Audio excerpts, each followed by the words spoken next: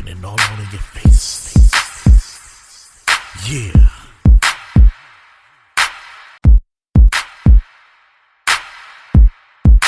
It's happening all over your face.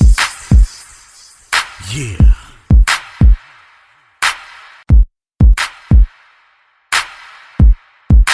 It's happening all over your face. Yeah.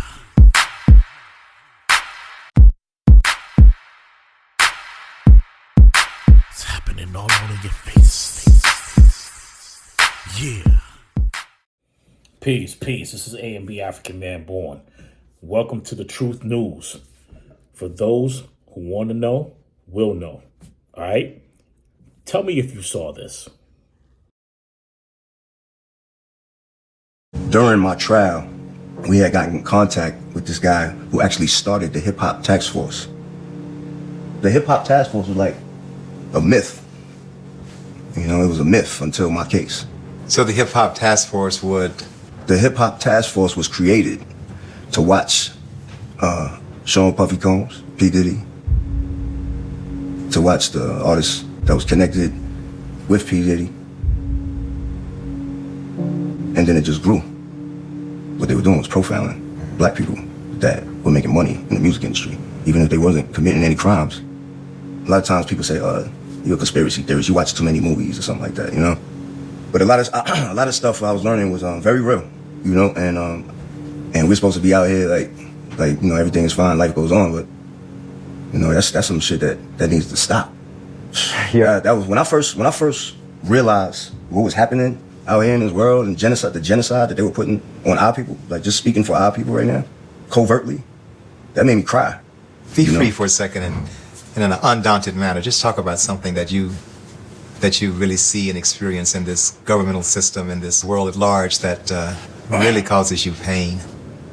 I like what they're doing to the kids with the immunization shots. They have major programs, immunization programs, where they're poisoning us, you know? They're infecting us with stuff on purpose. Peace. This is A and B African Man Born. Once again, I want y'all to pay attention to those. All right, so who you was watching was Prodigy from Mobb Deep. He passed away in 2017. Rest in peace. And he was talking about the Hip Hop Police, Hip Hop Task Force. Like he said, it was a myth to us because a lot of times, you know, we out and about doing our thing, whether we doing shows, whether they, you know, touring. There was a lot of eyes, and not just with the hip hop artists.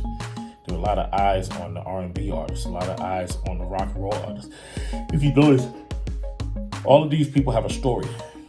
They have a story that exists in the world. You know what I mean? When it comes to racism and the stars that pretty much they're afraid of because they're making a bunch of money and they don't want them to be the next savior, healer, the Messiah. They don't want them to be.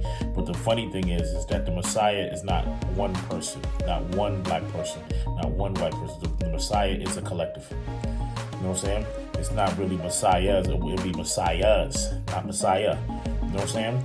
But if you want to place it in an individual sense, a group of us will save the race of human beings. Now, when you say human beings, all right, that's a different conversation for a different episode, maybe even a different show that I do. All right, but when you're talking about the Hip Hop Task Force, it's really real. I mean, look at what they've done to Young Thug.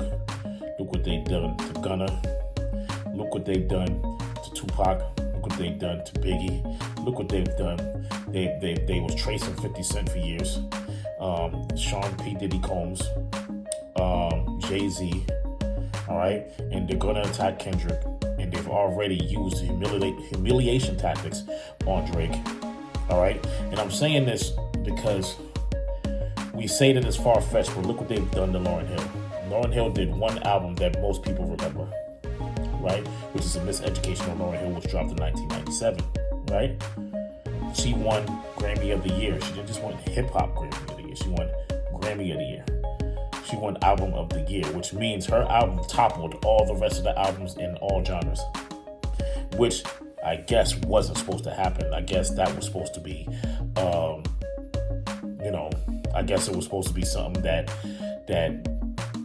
only happened once or wasn't supposed to happen at all. Because the Grammys and the Academy Awards and all these major award shows, you pay into it. You're part of a order. You're part of a society of people that pay into their memberships, and then you're being voted by the membership crew, your members, your delegates within your membership. That's how you win Grammys. That's how you win Academy Awards. That's how you win most of those big time awards, Trumpet Awards. All those things are paid into. Those people are members of those committees. That's why they get selected. So when you wonder why some group from friggin' Iowa that you've never heard of, you living in New York, Boston, Jersey, or California, you never heard this group. You didn't know that they sold any records. You didn't even know they made music. But they won Album of the Year, which happened a bunch of times in the Grammys. Which is why the Grammys, the viewership amongst black folks in the Grammys, we don't watch that stuff like that unless we're just interested in watching TV. You know what I mean? But for the most part, I don't watch the Grammys. I haven't watched the Grammys since they screwed India.Arie and gave the award to U2. You know what I mean? U2's music is for a certain group of people. I'm not going to say it sucks. I'm not going to say it's bad music. I'm going to say it's not for most people that would listen to India.Arie. Now, mind you, India.Arie had a great album when she first came out, and her album touched not just black folks, it touched white folks, it touched people all over the world. U2 already been out. They've been out since the late 80s, early 90s and shit. You know what I mean? So when you're talking about, how they immediately just trace, surveillance, and attack black artists, even if you're like Prodigy said, even if you're not doing the crimes, they're tracing you, they're watching you. You know what I mean? They're tracing you and they're watching you. Why are they doing that? The reason why they're doing that is because they don't want the next person to save the world. Why do you think Michael Jackson's not here anymore? Michael Jackson was 50 years old when he passed away. You know what I'm saying? He's 50 years old when he passed away. This man gonna be reaching close to 70 in about 3 years, and and he would have been reaching close to 70 now. He would, and you was afraid of his energy. You was afraid of his charisma. You was afraid that he would make moves. I mean, look at the songs that he's done, from Earth Song to Man in the Mirror, Human Nature. You know what I'm saying? Why You Wanna Trip on Me, Jam. He was talking about certain things that people ignored because they was looking at the image. They try to distract us with the image. Then they try to hit us with the lies about him being a child molester. Then twice they tried to do that shit. Then they tried to, Tommy Mottola tried to cut his resources off to promote his album. And he still sold more albums than everybody. Right? This man hasn't done an album since 2001. And because people are requesting him to do a tour, he goes on the This Is It tour. He's working on that. And then all of a sudden he dies on June 25th, 2009. You know what I mean? Prince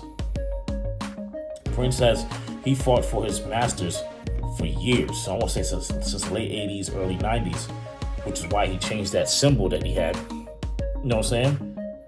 And he went from being artist formerly known as Prince because Warner Brothers owned his name, right? These are things that they do. I'm telling you, when it comes to the task force, it's not just hip hop. Hip hop has a certain level of fear that people have for them, because what happens is hip hop artists and DJs and breakdancers and graffiti artists and all of these guys, they're a different level of expression, which puts fear. If you think about the people that they're watching, they're probably watching me too. They're probably watching me. I can't say that they are. I haven't seen, but they probably are, because they don't want somebody to come and resurrect the gods. They want us to be dead carcasses walking around doing what they want us to do. It was a speech by Malachi Z. York that people should pay attention to. It was on a DVD called "They Persecuted Our Leaders." All right, and you hear him say that he gives an example of Malcolm X and how Malcolm X, he believed in a certain thing and he had a righteous heart. What did they do to him? They killed him. He said Martin Luther King, with everything he was doing, the marches and everything, you didn't have to agree with his doctrine, but he had a good heart. What did they do to him? They killed him. You know what I'm saying? And he said, we think they killed you because you're black? So most of us will say yes. Because in a direction of us Nubians in this country, you can see that there is a problem. There is a problem that people have with Nubian folks, but it's not because you're just black. I think that's part of it. But in the statement that he made, and he's proven factually, it's not because you're black. It's because of righteous namesake. If you worship anything other than me and my images and what I put out there for you, which is slavery, then you got to go. Because now you will know too much about yourself. And if you know too much about yourself, you will tell people, listen, man, you need to look inside yourself, because Nubians don't need anybody. Black folks don't need anybody. Why do you think they make it so hard for you to go to Africa and connect with the continental Africans over there? Why do you think they make it where they separate continental Africans from so-called Africans in America? Because not all of them are from Africa. Some of them are born right here, right? That's why I say that. Not all of us are from the continent. And that's a colonized word. Everything was together at one point. So truth be told, everybody is based on what you know about Pangea, which in our doctrine of Sabians, Nuwapians, we say Ganawa or Ganun El, which was the whole collective before the continental drift. See what I'm saying? So I want people to understand that, and I'm going like kind of far back, but this is the games that they played. These things started back in the 1200s with racism from Albertus Magnus. If you ever heard of Albertus Magnus, read it up, look it up, and you'll see a lot of the stuff has to do with sacred societies and European Freemasonic lodges. European Freemasonic lodges. I'm not talking about African Freemasonic lodges. As a matter of fact, the words that you get when you say Freemasonic, we didn't use Freemason word. We didn't use those language. We didn't use that language. Those things are our stuff in our system that you get from Tahuti or Amun. You know what I'm saying? Amun Re. You know what I'm saying? Or Amun Hotep. You know what I'm saying? So when they so everything that they take, they took from somebody older, which is our ancestors. We falsely call them Egyptians, but we say with their Tamarayan. You know what I mean? And when you say Amun Hotep, you know what I'm saying? Amun Hotep would be your original Grand Master Mason, or you would say Tahuti would be one of your original Grand Master Masons. You know what I'm saying? Which they didn't call it Masonry. They had an order called the Ha order. Some of y'all would say this is pagan. We don't deal with religion to be called pagans in the first place. We don't, as black folks, as Nubian folks, we're really more spiritual than religious. A lot of us that agree with religion, we chose that because of how we were brought up in this society. But if you was brought up in your culture and your tribe and your nature, you would be you'll be in a different mindset when it comes to the things that I'm speaking about. So when a lot of y'all say go to God, we say go to self, because God is within self. And to know God, you have to know self. You cannot know a deity as high as the Most High without going within yourself and connecting to the Most High. And you would have to go through your ancestry, and then you go to the overseers that created all things that we see, even evil. You know what I mean? So when you're talking about God, when you're talking about these things that we believe in, go inside yourself and you'll start to unravel the presence. You start to open up the pages. These are the things that they're afraid of when they send hip hop police. All we're doing is rapping about BS. but you're afraid that we'll come to a revelation and then start a revolution. This is why Prodigy spoke on He's not here today. Why do you think? You think he just died? I don't believe so. Why do you think certain people are gone? Why do you think Nipsey gone? You think that was just some street shit because he called that guy a snitch? No. It's bigger than that, man. When you look into Hollywood and you look into, like, even with P. Diddy, which that'll be a different episode on the Truth News. I know I spoke about it on Random Thoughts, and I spoke about it in just random videos.